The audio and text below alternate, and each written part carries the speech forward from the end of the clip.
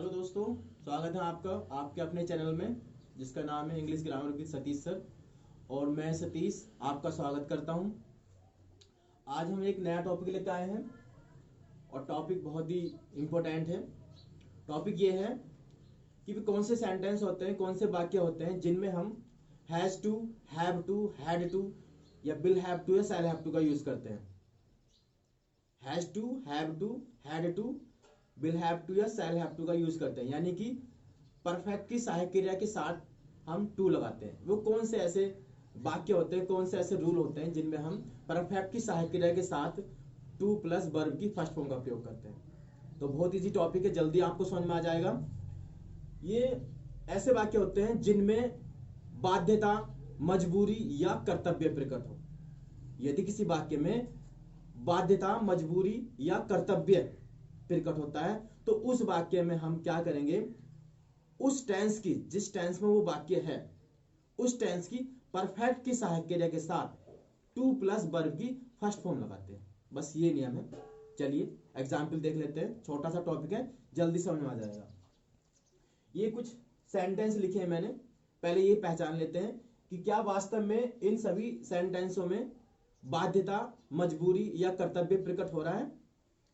देखिए पहला सेंटेंस है, राम को पत्र लिखना है। राम को पत्र लिखना है, तो देखिए या तो उसकी वो मजबूरी है या फिर उसका कर्तव्य है।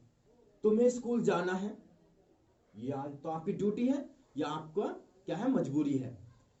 हमें अपने देश की सेवा करनी है, ये तो सीधा चमक रहा है कि ये क्या हमारा कर्तव्य है, ये हमारी ड्यूटी होती है। उसे कपड़े धोने पड़ते हैं, तो ये मजबूरी है।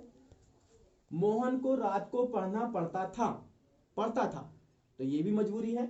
सीता को गीत गाना होगा, ये फ्यूचर की मजबूरी हो गई या उसका कर्तव्य हो गया। हमें यह कार्य करना पड़ेगा, ये तो सीधा क्या है, मजबूरी है, और वो कौन से टेंस की, फ्यूचर की। मुझे यह घर छोड़ना पड़ा, ये पास्ट टेंस की मजबूरी है। तो सारे के सारे वाक्यों में इनमें या तो बाध्यता प्रकट हो रही है, मजबूरी प्रकट हो रही है या कर्तव्य प्रकट हो रहा है। तो इन वाक्यों की जब हम ट्रांसलेशन करेंगे तो टेंस के अकॉर्डिंग, टेंस के अनुसार जो भी टेंस होगा उस टेंस की परफेक्ट की सहायक क्रिया के साथ टू प्लस वर्ब की फर्स्ट फॉर्म लगा देंगे। ठीक है ना।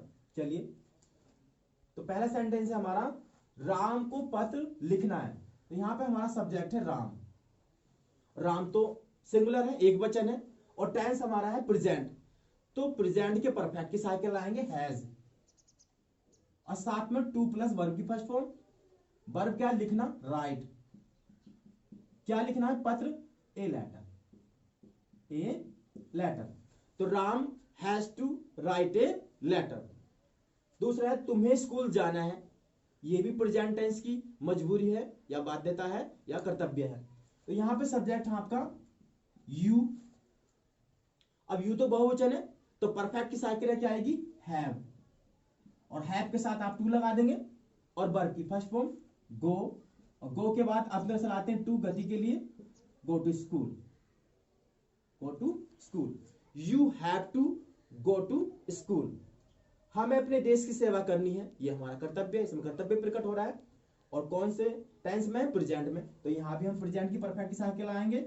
और यहां पे सब्जेक्ट हमारा हमें, यानी कि वी, और वी के साथ परफेक्ट की बहुवचन की सहायक आएगी हैव टू। सेवा करना मुख्य क्रिया है, वर्ब है सर्व। वी हैव टू सर्व, किसकी सेवा करनी है, अपने देश की।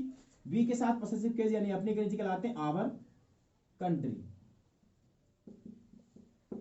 We have to serve our country, हमें अपने देश की सेवा करनी है। उसे कपड़े धोने पड़ते हैं, ये भी प्रेजेंट टेंस की मजबूरी है। तो उसे की अंग्रेजी हम ही भी लगा सकते हैं और सी भी लगा सकते हैं। मैंने आपको पिछले वीडियो में बताया था, जहां पर हमें लिंग का पता चले, जेंडर का पता चले, तो वहां पे हमें क्या है, पुरुष का ही प्रोनाउन यूज करना चाहिए। तो वैसे सी भी सही, सी भी सही है इसमें, और ही भी सही है। तो ही तो एक वचन है, तो ही के साथ परफेक्ट की सारी क्या आएगी, हैज, और फिर टू प्लस वर्ब की फर्स्ट फॉर्म आएंगे। मुख्य क्रिया क्या है, धोना, वॉश। तो ही हैज टू वॉश या सी हैज टू वॉश, क्या धोने पड़ते हैं, कपड़े, क्लॉथ्स। ठीक है। अब मोहन को रात को पढ़ना पड़ता था, ये मजबूरी है पास्ट टेंस की, पढ़ना पड़ता था। तो मोहन यहाँ पे हमारा सब्जेक्ट है और पास्ट पॉइंट की सहायक क्रिया क्या होती है, हैड, एक ही सहायक क्रिया होती है उसमें। तो अब हैड के साथ टू प्लस वर्ब की फर्स्ट फॉर्म लगाएंगे। वर्ब क्या, पढ़ना, पढ़ने की रीड भी होती है और स्टडी भी होती है, दोनों लगा सकते हैं आप। मोहन हैड टू रीड या मोहन हैड टू स्टडी। कब पढ़ना पड़ता है, रात को। रात को के लिए एट का यूज करते हैं, एट नाइट, एट नाइट। तो Mohan had to read at night. Sita को गीत गाना होगा, ये फ्यूचर टेंस की क्या होगी, मजबूरी आ गई या उसका कर्तव्य प्रकट हो रहा है। तो सीता और सीता के साथ फ्यूचर परफेक्ट की सहायक क्रिया क्या आएगी, विल हैव, क्योंकि शैल हैव तो केवल आई बी के साथ आती है, विल हैव। अब टू प्लस वर्ब की फर्स्ट फॉर्म लगा देंगे। वर्ब क्या, गाना, सिंग ए सॉन्ग, गीत की होती है सॉन्ग, और सॉन्ग से पहले ए लगाते हैं अपनी तरफ से निश्चित। तो Sita will have to sing a song, Sita को गाना या सीता को गीत गाना होगा। हमें यह कार्य करना पड़ेगा, ये भी देखिए फ्यूचर की मजबूरी है, करना पड़ेगा। तो यहां पे सब्जेक्ट है हमारा हमें, यानी कि वी, और वी के साथ फ्यूचर परफेक्ट की सहायक क्रिया आती है shall have, shall have, we shall have. अब टू प्लस वर्ब की फर्स्ट फॉर्म लाएंगे, टू डू, मुख्य क्रिया क्या है यहाँ पे, वर्ब क्या है, करना, क्या करना पड़ेगा, यह कार्य, दिस वर्क, दिस वर्क। तो we shall have to do this work. मुझे यह घर छोड़ना पड़ा, ये पास्ट टेंस की मजबूरी है, पास्ट का वाक्य है तो पास्ट टेंस की मजबूरी है। तो मुझे से सब्जेक्ट बन गया आई, और जब पास्ट की मजबूरी है तो पास्ट परफेक्ट की सहायक क्रिया आएगी हैड। फिर आपने टू प्लस वर्ब की फर्स्ट फॉर्म लगाई, छोड़ने की होती leave, we had, sorry I had to leave, I had to leave, मुझे छोड़ना पड़ा क्या, यह घर, दिस हाउस या दिस होम, दिस होम भी ला सकते हैं हम, दिस हाउस भी ला सकते हैं। I had to leave this home, मुझे यह घर छोड़ना पड़ा। तो देखिए हर एक सेंटेंस में हैज टू, हैव टू जो हम पढ़ रहे हैं इस सब का यूज हुआ है। हर एक सेंटेंस में हैज टू या हैव टू या हैड टू या विल हैव टू या शैल हैव टू का यूज हुआ है।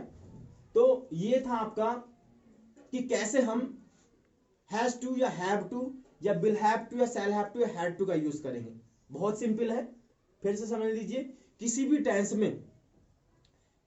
टेंस में अगर मजबूरी, बाध्यता या कर्तव्य प्रकट हो, मजबूरी, बाध्यता या कर्तव्य प्रकट हो, तो उस टेंस की जब हम ट्रांसलेशन करेंगे, उस वाक्य की जब हम ट्रांसलेशन करेंगे, तो जिस टेंस में वाक्य है उस टेंस की परफेक्ट की सहायक क्रिया लगाएंगे आप, और उस परफेक्ट की सहायक क्रिया के साथ टू प्लस वर्ब की फर्स्ट फॉर्म लगा देंगे।